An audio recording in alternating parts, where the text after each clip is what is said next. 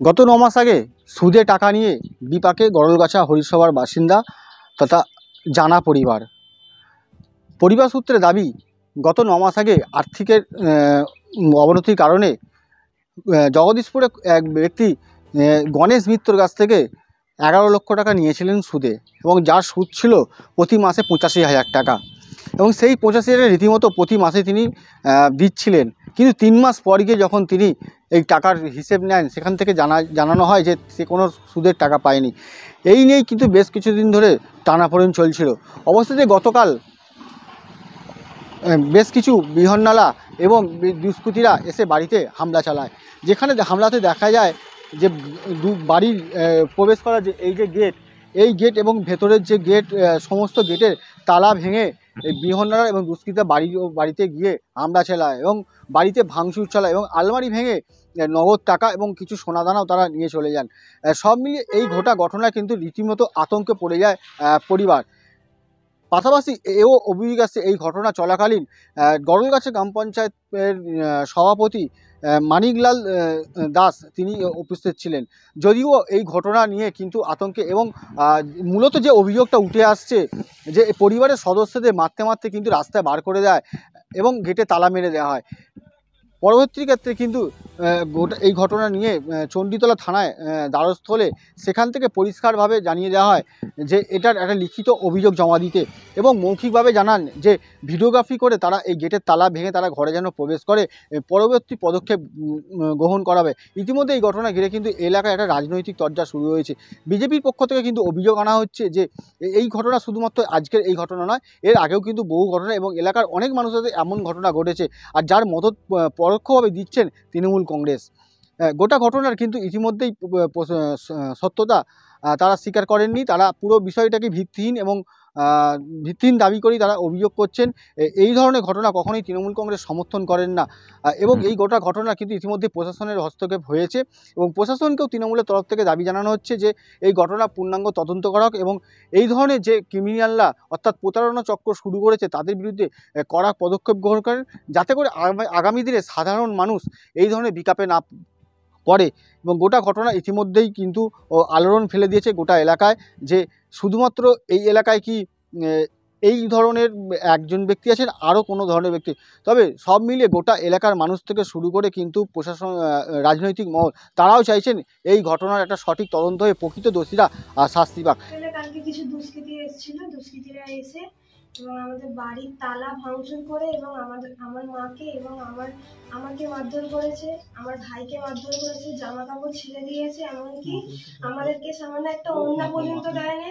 আমার মাকে তো খালি পায়ে বাইরে বার করে দিয়েছে, চুলের মুঠি ধরে টানতে।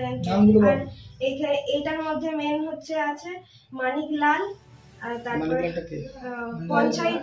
পঞ্চায়েতের যিনি উনি কোনো কিছু দিয়েতে কর্মরত উনি আছেন, উনি নিজে দাঁড়িয়ে থেকে এই কাজটা করেছেন। এবং এর মধ্যে গণেশ মিত্র এবং সাবির বলে যে একজন লোক আছে, এবং সাগর দাস, শ্রীকান্ত মাল,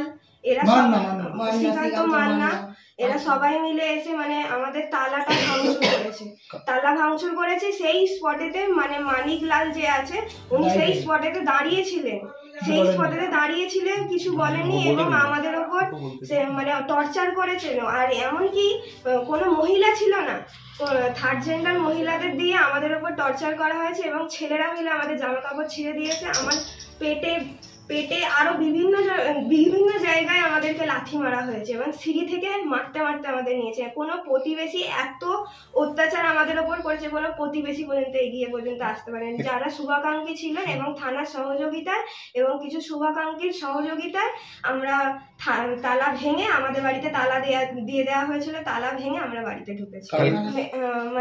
আমার বাপি কিছু ইন্টারেস্টে গণেশ মিত্রর কাছ থেকে কিছু টাকা নিয়েছিল, ওনারা বাড়িটা লিখিয়ে নিয়েছেন।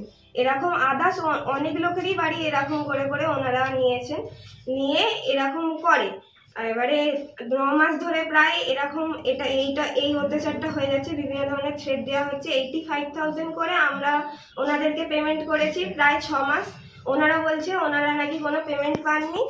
ওনারা এইটা নিয়ে আমাদেরকে বলছে, ওনারা বলছেন যে আমাদের এখন ওনাদের মেন বক্তব্য হচ্ছে আমাদের বাড়ি খালি করে দেওয়ার জন্য। এই 11 লক্ষ টাকা থেকে 10 লাখ টাকা হাতে দিয়েছিল। এর মধ্যে সবাই দালালি খেয়ে নিয়েছে, সাগর দাস, তারপর শ্রীকান্ত মাল, তারপরে শ্রীকান্ত মাঝি, আরো বিভিন্ন লোক আছে। তাদের ফেরত বাবি ফেরত কত টাকা দিয়ে দেওয়া হয়েছে? ইন্টারেস্ট মোটামুটি আমরা 5-6 লাখ টাকা দিয়েছি। 5-6 লাখ টাকার মতো আমরা ইন্টারেস্ট দিয়েছি। 85,000 85,000 টাকা ইন্টারেস্ট। অয়ন্তিকা জানা। কারণ হচ্ছে আমি দেবাশিস জানা, গত 1 বছরের কাছাকাছি মানে 9 মাসের কাছাকাছি হলো আমি একজনের কাছ থেকে গণেশ মিত্র নামে আমার বন্ধু বান্ধবের সহযোগিতায় সাগর দাস, শ্রীকান্ত মান্না এরকম ধরনের 2-4 জন বন্ধু বান্ধবের মাধ্যম দিয়ে আমি ওনার কাছ থেকে কিছু টাকা ইন্টারেস্টে ধার নিই।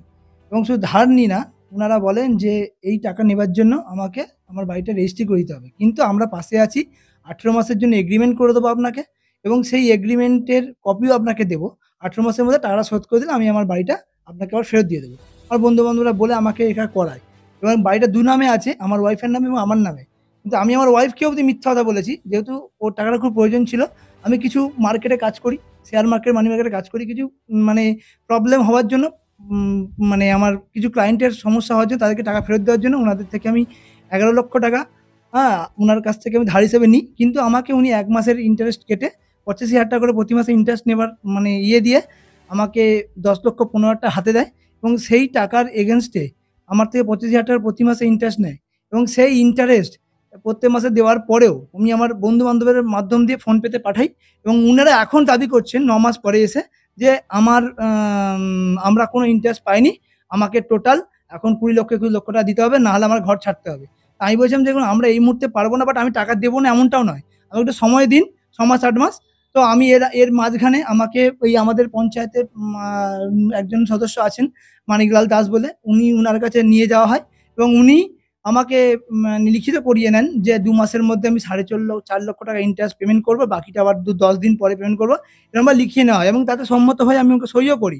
কিন্তু আমি টাকাটা জোগাড় করতে পারিনি। তবে তারপরেও ওনার সঙ্গে আমরা বলি যে আমি পারবো না এই মুহূর্তে, আমাদের সমাধান। কিন্তু ওনারা যেহেতু ডেট ফেল হয়েছে, 20 তারিখে লাস্ট ডেট ছিল, যেহেতু ফেল হওয়ার জন্য তারপরে আমি কাজে চলে যাই পরের দিনকে 21 তারিখ সকালবেলায় থেকে ওরা সমস্ত রকম জল্পনা কল্পনা করে আমার বাড়িতে দুপুরবেলা বউ, মেয়ে এবং ছেলে ছিল, তালা দেওয়া অবস্থাতে তালা ভেঙে মানিকদার সম্মতে দাঁড়িয়ে থেকে মানিকদা তালা ভাঙিয়ে বাড়িতে ঢুকে আমার বাড়িতে থার্ড জেন্ডারকে ঢুকিয়ে এবং গোটা 10-12টা ছেলে ঢুকে গণেশ মিত্র এবং আমাদের সাবির এরা মিলে আমার মেয়েকে বউকে প্রচণ্ডভাবে মারধর করে এবং আমার মেয়ের এমনি শরীর অসুস্থ, তার মধ্যে মেয়েকে পেটে লাথি মারা এবং বিভিন্ন রকমের জামা কাপড় ছিঁড়ে দেওয়া, বিভিন্ন রকম অত্যাচার করে। তারপরে চুলি মুঠি ধরে সিঁড়ি থেকে নামতে বাইরে বার করি, ওরা তালা মেরে দেয় ঘরে, যা করার করে নিবি এরকম ধরনের কথাবার্তা বলে। আমি চাইছি আমি উনার টাকা যেটা আছে, আমি আমার আসল যেটা উনি 11 লক্ষ টাকা চাইছেন, আমি 11 লক্ষ টাকা দেবো, আমাকে সময় দেওয়া হোক, আমাকে 1 বছর সময় দেওয়া হোক, আমি 1 বছরের মধ্যে উনার টাকা আমি ফেরত করে দেবো, আমার বাড়ি আমাকে যেন ফেরত দিয়ে দেওয়া হয় এবং আমাকে যেন কোনো রকম প্রেশার ক্রিয়েট করা না হয়। আমি একবারও বলছি না উনার টাকা ফেরত দেবো না, আমি নিয়েছি অবশ্যই ফেরত দেবো। আজকে তো আমি দেওয়ার জন্য মানে এখানে করার জন্য হয়তো আমার জীবন সংশয় হলেও হতে পারে, রাস্তায় ঘাটে চলিয়ে আমাকে হয়তো মেরেও দিতে পারে। থানাতে আমরা কালকে রাত্রিবেলা আমার ওয়াইফ, আমি ছিলাম না, আমার ওয়াইফ এবং মেয়ে দুপুর 2টোর সময় গেছিল এবং থানাতে যাওয়ার পরে ওনারা ওখানে সমস্ত কিছু শোনার পরে আমরা ড্রাফটিং করে ওনারা জমা দিতে বলে অ্যাপ্লিকেশন আমরা জমা দিয়েছি। ওনাদেরকে জানানো হয় যে রাত্রি 7টার সময় কালকে এসে চাবি দেওয়ার জন্য, কিন্তু চাবি ওনারা দেননি বা আসেনও নি এবং লাস্ট অব্দি আমাদেরকে থানা বলে থানার সহযোগিতা রাত্রি 10টা-11টার সময় ওনারা বলেন আপনারা বাড়ি চলে যান এবং আপনারা ভিডিও করে থানা বাড়ি ভেঙে ঢুকুন, কোনো অসুবিধা নয়। থানা আমাদের যথেষ্ট সহযোগিতা করেছে এবং এফআইআর ওনাদের 12টা অব্দি টাইম ছিল, 12টা-1টা অব্দি টাইম ছিল, এখনো কিন্তু ওনারা কিন্তু আসেনি। এবার আমরা থানাতে ফোন করে যদি ওনারা না এসে থাকে তাহলে আমরা এফআইআরটা লঞ্চ করার জন্য অবশ্যই থানাকে মানে জানাবো। আমার নাম দেবাশিস জানা। আমি এই শুনছিলাম যে ওদের বার করে দিয়েছে আর কি, কেউ বাড়িটা কোনো কিনেছে, তা আমি তো চিনি না কাউকে, আমরা বুঝতেই পারি না, আমরা ওপরে ছিলাম। না এটা তো সঠিক নয়, বা এরাও আমাদের কিছু বলেনি, আমরা জানি না, আমরা পাশে থাকি, আমরা এটা জানি না। সে তো উচিত, অবশ্যই উচিত, এরাও কিছু পারে না। আমার নাম অনুপ ঘোষ। দেখুন, আজকে তৃণমূল কংগ্রেসটা পুরোপুরি দুষ্কৃতীদের আন্ডারে চলে গেছে, একটা দুষ্কৃতীদের পার্টি হয়ে গেছে, তোলাবাজদের পার্টি হয়ে গেছে। এখন জনগণ তৃণমূল বলে না, তোলামূল বলে। তো তোলামূল যারা নেতা কর্মীরা আছে তারা এরকমই করবে, সাধারণ পাবলিককে হ্যারাস করবে এবং তাদের বাড়িতে শুনলাম বিয়নওয়ালা ঢুকিয়ে দিয়েছে, ঢুকিয়ে ভাঙচুর করেছে, অত্যাচার করেছে, এইসব বিষয় হয়েছে। তো এইটা আমি সাধারণ জনগণ, আমাদের গলগাছা জনগণের পক্ষ থেকে ধিক্কার জানাচ্ছি এবং আমাদের গলগাছা জনগণের কাছে আবেদন করছি যে এই তৃণমূল পঞ্চায়েত প্রধান, উনি পঞ্চায়েতের আগে সদস্য ছিলেন, এখন ওনাদের অঞ্চল সভাপতি আছেন কি মানিক না কি নাম শুনলাম। তো আমি এখানকার যে পঞ্চায়েত আমাদের ছিল সেটা আগে জানেন যে আমফানের সময় বিশাল দুর্নীতি হয়েছিল, এই পঞ্চায়েতের নামে উঠেছিল। তো এই পঞ্চায়েত প্রথম থেকেই এবং সদস্যরা প্রথম থেকেই দুর্নীতিগ্রস্ত। দু একজন ভালো মানুষ আছেন, তারা তাদের সাথে থাকে না, তারা আলাদাই থাকে। তো বাদবাকি যারা আছে তারা এই পুরোপুরি তোলাবাজি কারবার করছে। আজকে আমাদের এখান থেকে শুরু করে ডানকুনি যেখানে খুশি যাবেন আপনারা দেখবেন তৃণমূলের মানে তোলাবাজিতে ভর্তি হয়ে গেছে। তো আজকে একজনের বাড়িতে ঢুকে এসে এইভাবে যদি টাকা পেয়ে মানে বাকি থাকে, পেয়ে থাকে, তার জন্য আইনত ব্যবস্থা আছে, আপনারা আইনত ব্যবস্থা গ্রহণ করতে পারতেন। এভাবে দাদাগিরি করার তো কোনো জায়গা নেই। তো এই জন্য আমি তৃণমূলের যে সমস্ত যারা কর্মী এগুলো কাজগুলো করেছে তাদেরকে ধিক্কার জানাচ্ছি এবং এই বাড়ির মালিককে বলবো আপনারা আইনত ব্যবস্থা নিন এদের বিরুদ্ধে। দেখুন আস্তে আস্তে যে জায়গায় পৌঁছে গেছে, এরা বিহনলা আজকে ঢুকেছে, পরের দিন দুষ্কৃতি ঢুকিয়ে দিতে পারে। তো এই দুষ্কৃতিবাজদের বিরুদ্ধে আমাদেরকে সোচ্চার হতে হবে, আমরা সোচ্চার আছি এবং আমাদের গলগাছা জনগণকে বলবো এদের বিরুদ্ধে প্রতিবাদ করুন। এদের একমাত্র হচ্ছে প্রতিবাদ করা, তার বাইরে আর কোনো উপায় নেই। কারণ যে হারে তোলাবাজি এরা শুরু করে দিয়েছে, তোলাবাজির শেষ নেই, এদেরকে সরাতে হবে পঞ্চায়েত থেকে। অবশ্যই এদের দৃষ্টান্তমূলক শাস্তি চাই এবং বাড়ির যার সাথে তিনি করেছেন আমি সেই বাড়ির মালিককেও বলবো এবং তাদেরকে বলবো তারা থানায় যান, আইনত ব্যবস্থা গ্রহণ করুন এদের বিরুদ্ধে, নাহলে এরা কিন্তু থামবে না, এরপরে আরও ভয় দেখাবে। আমার নাম স্বদেশ ঘোষ, আমি এলাকার বিজেপি কর্মী একজন। সম্পূর্ণ মিথ্যা, ভিত্তিহীন। তার কারণ হচ্ছে আমি এলাকার একজন জনপ্রতিনিধিও ছিলাম, যাদের বাড়িতে হয়েছে তারা আমার পরিচিত, আমি সবসময় তাদের পাশে আছি, তাদেরকে সহযোগিতা করার সবসময় চেষ্টা করেছি, এখনও আমি তাদের পাশে তাদের সহযোগিতা করার জন্যই আছি। যখন ঘটনাটা ঘটে তারপরে আমি সেখানে গিয়ে উপস্থিত হই, আমি জানতে পারি সেখানে গিয়ে উপস্থিত হই। আমি সেখানে ভুল কথা, আমি সেখানে নেতৃত্ব দিই না, আমার থেকে কোনো টাকা পয়সা পাই না, আমিও কোনো তাদের থেকে টাকা পয়সা পাই না, আমার সঙ্গে টাকা পয়সার কোনো লেনদেন তাদের সঙ্গে আমার নেই। যখন গেছি তখন ঘটনা শুরু হয়ে গেছে, ঘটনা শেষ পর্যায়ে আমি তখন গিয়ে তাদেরকে বাঁচাবার জন্য সেখানে গেছি প্রতিবেশী হিসাবে। আমি সবসময় তাদের পাশে আছি। না, পুলিশকে আমি জানি, তারাই পরামর্শ, আমি পুলিশে জানবো, তারাই পুলিশে নিজেরাই পুলিশে থানায় গেছে তারা। না, আমার টাকা, আমার সঙ্গে টাকা পয়সার কোনো লেনদেন নেই, আমি কোনো টাকা দিইনি, কোনো টাকা নিয়েও নি, টাকা পয়সার কোনো সম্পর্ক তাদের সঙ্গে, তাদের সঙ্গে ভালো সম্পর্ক, সুসম্পর্ক। যখন আমায় ডেকে তখন তাদের পাশে দাঁড়িয়েছি, সবসময় তাদের পাশেই আছি। আমি কোনো মারধর করিনি, আমি কোনো মারধরের সুযোগ, আমি যাওয়ার আগে ঘটনা ঘটে গেছে, আমি খবর পেয়ে যখন গেছি তার আগে ঘটনা ঘটে গেছে। না, আমি বর্তমান গলগাছা অঞ্চল প্রেসিডেন্ট, তৃণমূল কংগ্রেস সভাপতি।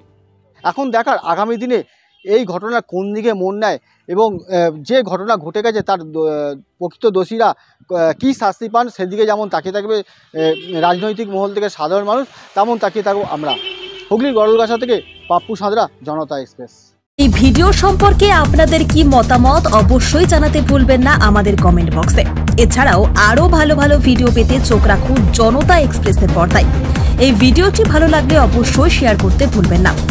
জনতা এক্সপ্রেস, জনতার মনে, জনতার কণ্ঠে।